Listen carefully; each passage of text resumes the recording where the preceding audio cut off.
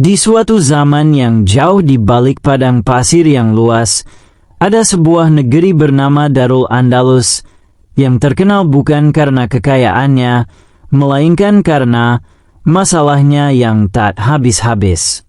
Negeri itu dipimpin oleh seorang raja yang bijak, namun terlalu sering memikirkan hal-hal yang tidak penting. Namanya Raja Jalaluddin Al-Bikri. Abu Nawas, ke istana sekarang juga, teriak utusan kerajaan di pasar sambil memukul lonceng kecil dari tembaga. Orang-orang yang sedang berjualan kurma, menjual permadani, hingga menukar onta bekas, semuanya menoleh. Mereka tahu, jika nama Abu Nawas dipanggil, maka sebentar lagi akan ada kehebohan. Bisa jadi raja ingin jawaban dari teka-teki aneh, bisa juga karena istana kebanjiran gara-gara saluran air ditutup oleh tikus berkumis. Abu Nawas, si pujangga licik, cendekiawan nyeleneh, dan ahli pembuat masalah yang juga menjadi pemecah masalah, sedang duduk santai di bawah pohon zaitun, membaca buku filsafat sambil mengoleskan minyak rambut dari sari unta. Raja manggil lagi ya, tanyanya santai kepada utusan. Semoga kali ini bukan suruh hitung berapa bulu unta. Setibanya di istana, Raja Jalaluddin tampak resah. Abu Nawas, teriaknya, negeri kita dalam bahaya. Bahaya, Paduka. Abu Nawas mengangkat alis. Apakah pasukan Mongol kembali menyerang? Atau pedagang dari timur menipu harga? Tidak, lebih berbahaya dari itu semua. Unta kerajaan kini punya 2 lidah. Raja menatapnya penuh harap. Abu Nawas hampir tersedak air zam-zam dari cangkirnya. 2 lidah? Iya, dia bicara dengan para menteri dan menghasut kuda-kuda istana. Lihat, para menteri sekarang rebutan menungganginya karena katanya unta itu bisa meramal masa depan. Abu Nawas menahan tawa, tapi dalam hatinya ia tahu, ini ulah dari Menteri Raji bin Nafi yang suka membuat heboh agar bisa mengendalikan raja. Paduka, ucap Abu Nawas sambil menunduk, jika seekor unta bisa meramal masa depan, maka bisa jadi ia adalah manusia yang dikutuk, bukan unta biasa. Tapi izinkan saya mengusut kasus ini dengan sedikit keajaiban. Raja Jalaluddin setuju, dan Abu Nawas pun diberi waktu 3 hari untuk membuktikan apakah unta itu benar-benar bisa bicara atau hanya akal-akalan politik. Abu Nawas tidak langsung ke kandang unta. Ia justru menyamar sebagai pengasuh kandang, lalu menyelinap ke ruang belakang istana tempat para menteri sering berkumpul sambil minum teh Arab dan membahas kebijakan anggaran yang sebenarnya hanya kedok untuk mengatur siapa dapat jatah emas lebih banyak. Ternyata benar, Menteri Raji bin Nafi sedang tertawa bersama 2 sekutunya. Bagus. Sekarang raja percaya unta bisa bicara. Sebentar lagi aku akan usulkan agar si unta diberi gelar penasihat spiritual kerajaan. Dengan begitu, semua keputusan harus aku terjemahkan dari si unta. Abu Nawas mengusap janggutnya. Wahai langit, betapa liciknya manusia ketika diberi gelar menteri.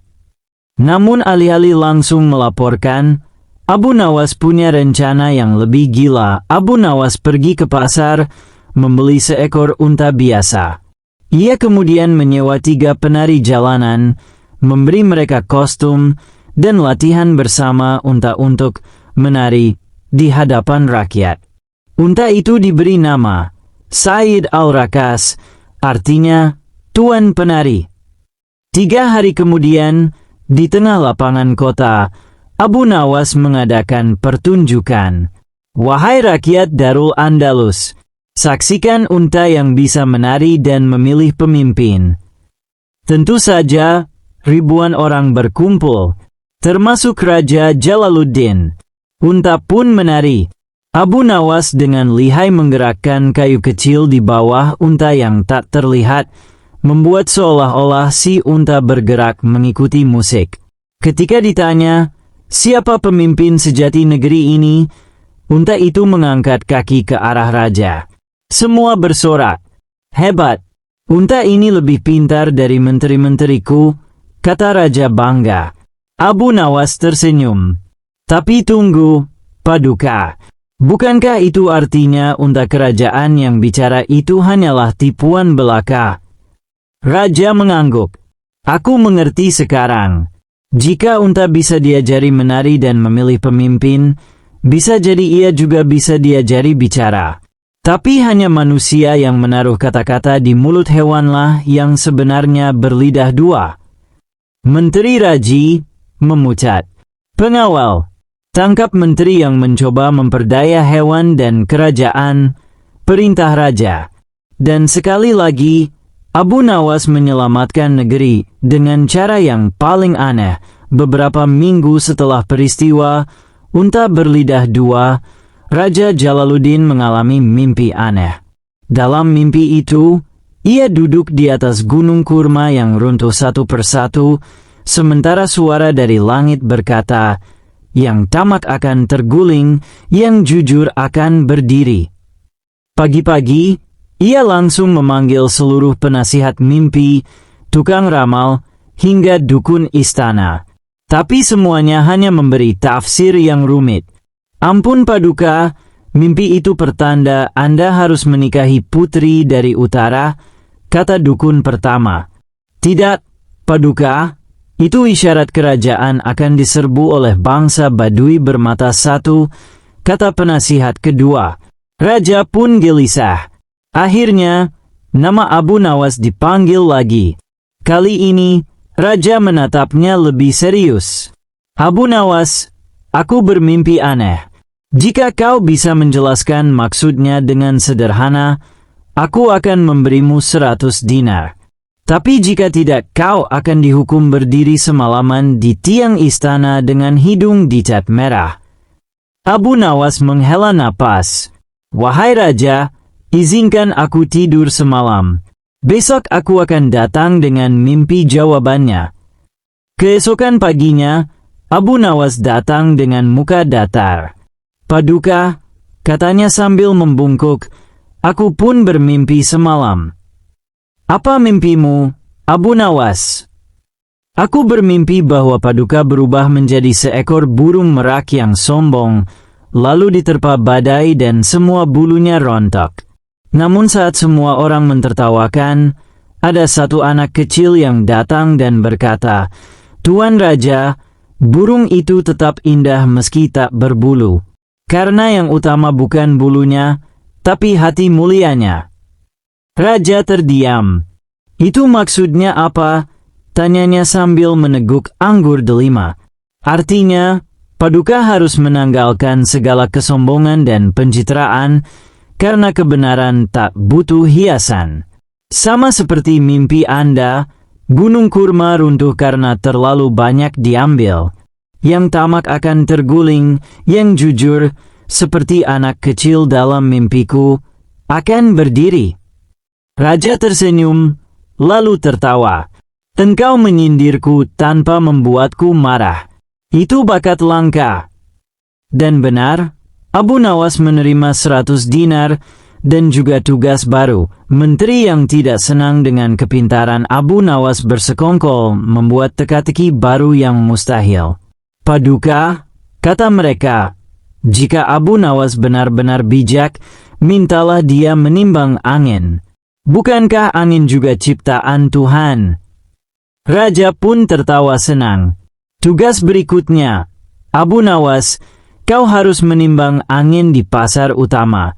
Jika gagal, kau akan disuruh menyapu seluruh istana sendirian selama seminggu." Abu Nawas pulang, lalu 3 hari tidak muncul. Semua orang mengira dia lari. Tapi di hari keempat, ia muncul di pasar membawa timbangan tua dan 2 karung besar.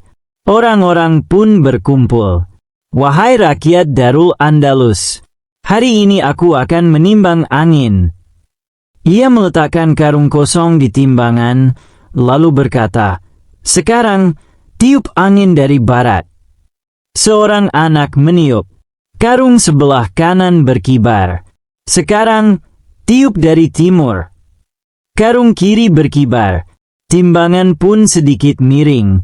Lihat, seru Abu Nawas. Angin berat sebelah. Lebih berat tiang dari timur. Maka inilah bukti bahwa angin bisa ditimbang dengan karung, anak kecil, dan imajinasi. Orang-orang tertawa, termasuk raja. Tapi para menteri cemberut. Bukan itu maksud kami, kata Menteri Raji. Tentu bukan, jawab Abu Nawas. Karena yang kalian maksud bukan menimbang angin, tapi menjebak orang. Keesokan harinya, raja malah makin senang bermain teka-teki. Maka tantangan berikutnya pun muncul dari kepala sendiri. Abu Nawas, malam ini kau harus menangkap bayanganmu sendiri dan menyimpannya dalam botol. Rakyat ramai bersorak. Gila juga raja kita ini, bisik mereka. Tapi Abu Nawas hanya mengangguk. Baiklah, Paduka. Tapi aku minta satu syarat. Apa itu? Paduka harus bersumpah untuk hanya melihat botol itu dalam kegelapan. Raja setuju.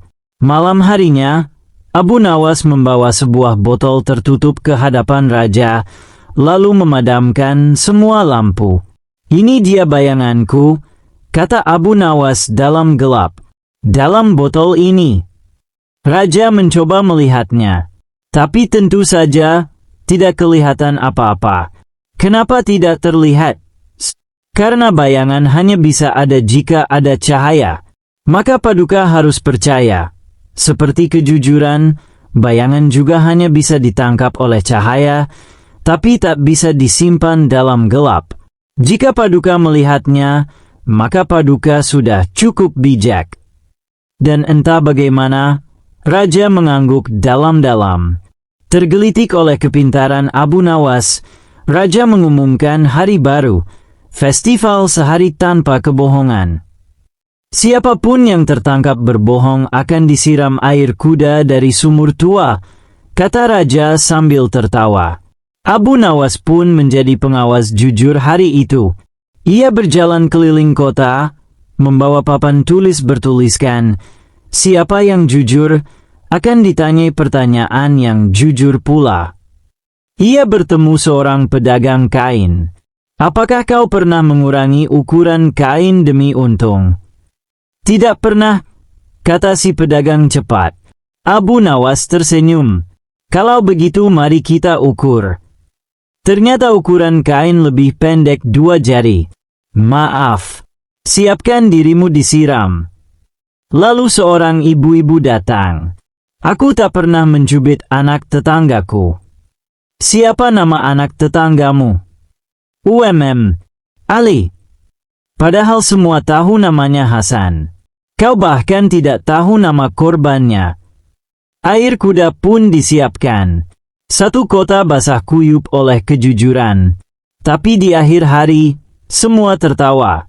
Karena ternyata, dalam sehari tanpa kebohongan, semua orang akhirnya tahu, jujur itu menyakitkan, tapi menyegarkan juga. Dan di tengah malam, raja berkata kepada Abu Nawas, engkau telah membuat istana ini tertawa, tapi juga berpikir. Maukah kau menjadi penasihat khusus kerajaan dalam urusan kebodohan?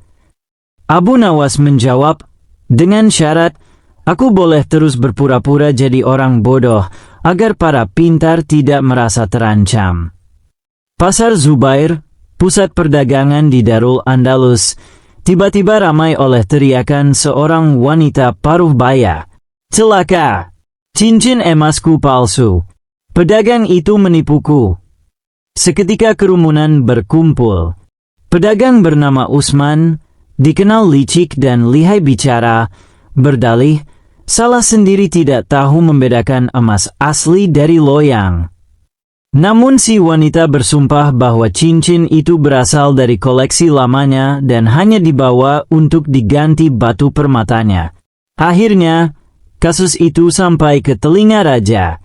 Tentu saja, Abu Nawas dipanggil.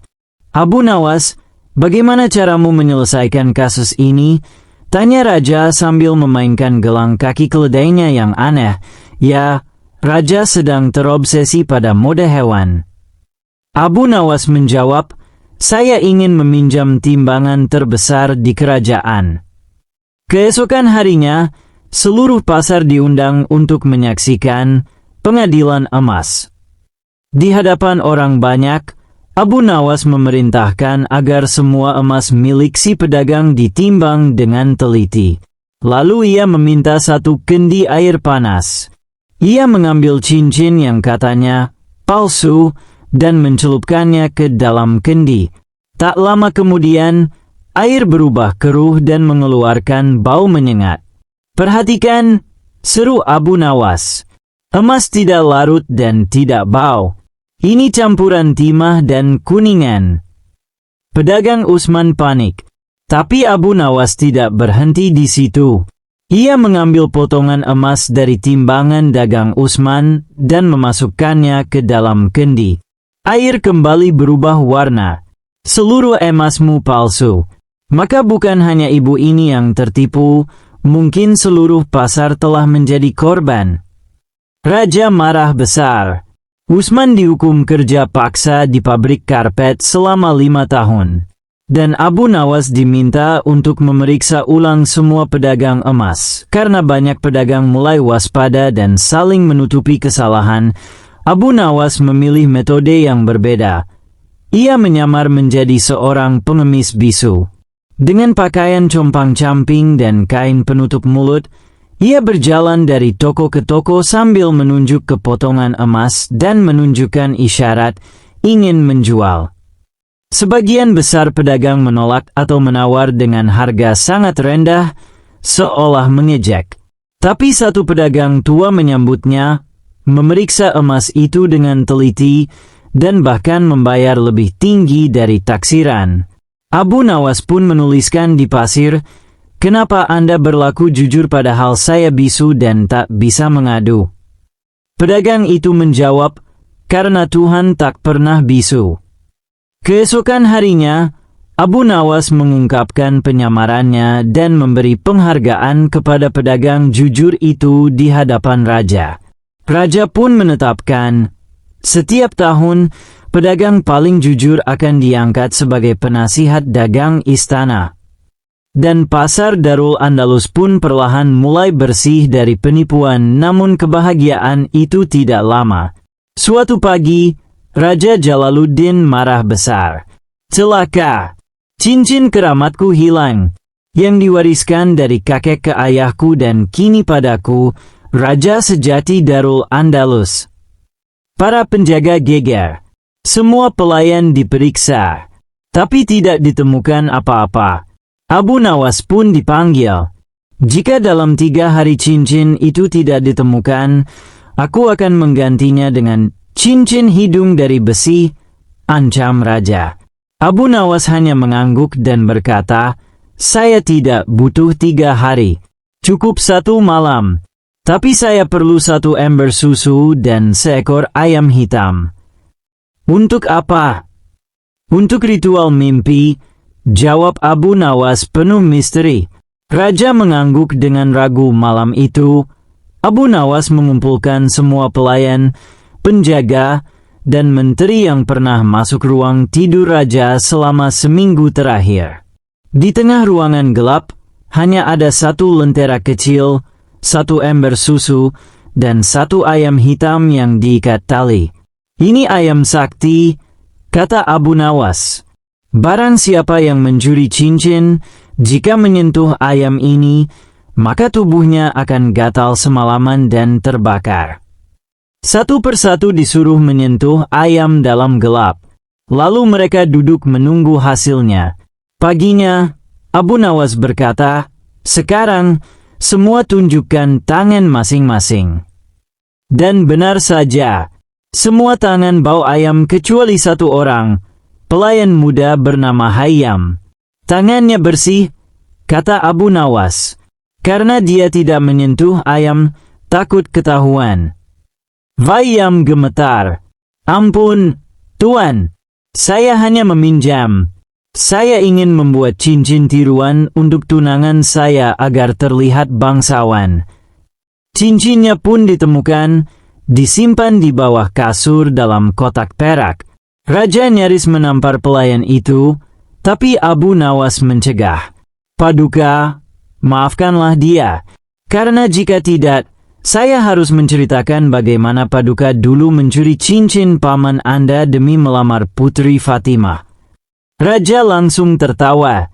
Ah, rahasia lama. Ya, baiklah, biarlah dia hanya disuruh menyemir lantai istana selama sebulan. Namun keberhasilan demi keberhasilan membuat Abu Nawas punya banyak musuh.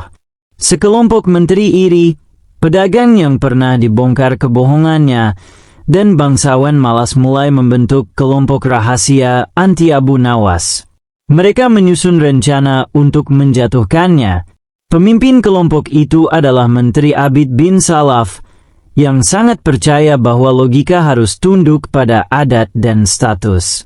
Jika kita bisa membuat Abu Nawas berkata bahwa kejujuran adalah kesalahan, maka ia akan hilang kehormatan, bisik mereka. Rencana pun disusun, dan tantangan terakhir untuk Abu Nawas disiapkan.